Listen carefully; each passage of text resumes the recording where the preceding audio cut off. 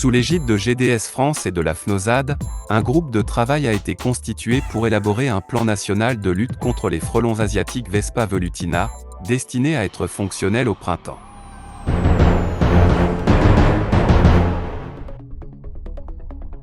Le piégeage de printemps a pour objectif de baisser la pression de prédation sur les colonies et le nombre de nids. C'est aussi une technique pour protéger les colonies d'abeilles, dont la survie est menacée par le frelon asiatique. Le piégeage débute selon les conditions climatiques hivernales, la température sera voisine de 12 degrés Celsius. Souvent mars, avril et mai, pendant 60 jours selon les conditions printanières. Débuter souvent à la floraison des camélias et Cotoneaster horizontalisa. Il est recommandé de localiser les secteurs où des nids étaient présents, ceci permet de cibler les zones à protéger.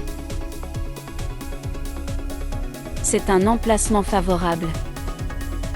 Installer les pièges au soleil, exemple de pièges NAS possédant des entrées et sorties sélectives.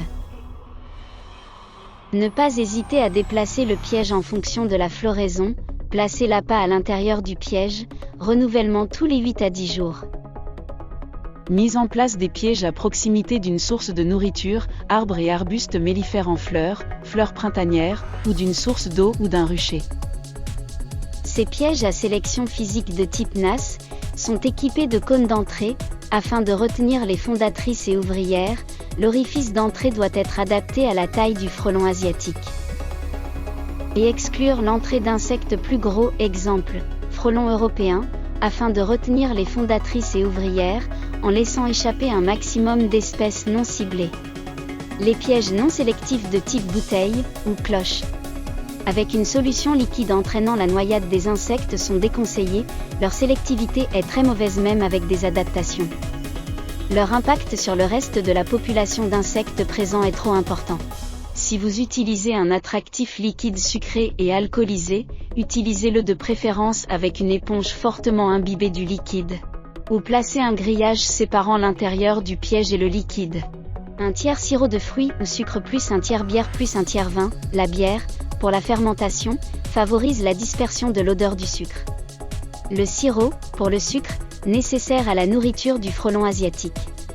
Le vin rouge, blanc ou rosé, répulsif pour les abeilles.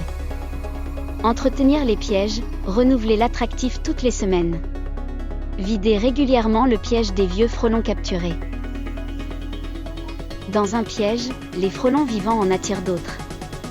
L'appât va attirer des frelons, qui vont ensuite eux-mêmes attirer d'autres frelons, grâce aux phéromones qu'ils produisent.